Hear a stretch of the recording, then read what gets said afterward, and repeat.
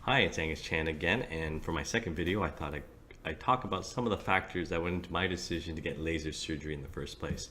Regardless if you're looking at Lasik or PRK, you have to decide whether or not you want to go through a procedure to remove the need or lessen your need for glasses. And for a lot of people, they would say it was a lifestyle decision.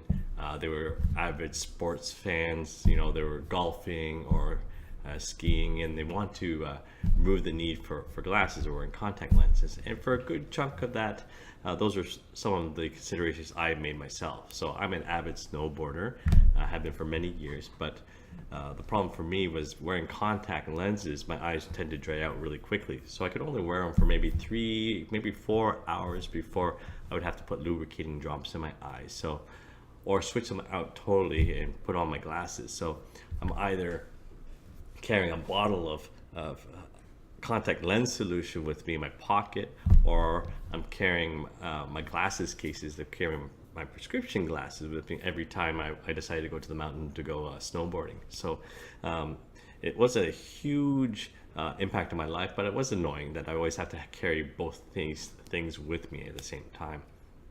But the real factor that came into is that I have 2 little children, and if you have children as well, you'll know that they tend to love to go after your glasses. So as I mentioned before, my vision was 2500, which meant I had high index lenses, or else I'd have bottle cap size lenses that would literally fall off of my face every time I would look down. So with high index lenses, they cost a lot of money, around $400 with the frames. And so having my children grab the glasses off my face and laughing as I'm panicking, and in the back of my mind saying, you're not going to be able to get food for the next month because you just destroyed my glasses, and that was basically grocery money for the next month. So having them play around and stretch the frames always put me in a bit of a panic, saying what happens if they break them, right? Because they were very expensive to replace.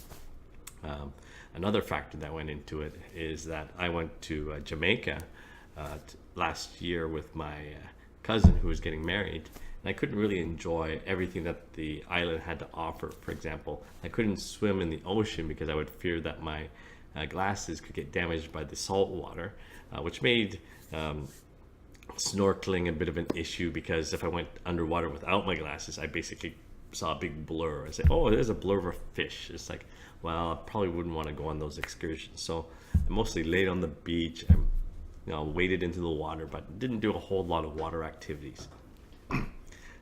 Another factor that comes into play is when I'm teaching my daughter how to swim. So I used to be a lifeguard, and I've been helping my daughter improve her swimming so she could get through the lessons faster, and being able to demonstrate techniques properly. It was a bit of a challenge because I would have to put my glasses onto the side of the pool, do my glides, and hopefully that she didn't accidentally kick my glasses into the pool, or somebody didn't accidentally step on them. So a bit of an issue there. Now the last thing that came into play, and you'll probably laugh at it, but it's actually, if you had vision as poor as I did, it actually made a huge consideration, or a huge issue, is that I was terrified of going to the hairdresser. And I'll give you an example. It's like, here's a bad haircut that I had a big mushroom on the top of my head basically for about a month.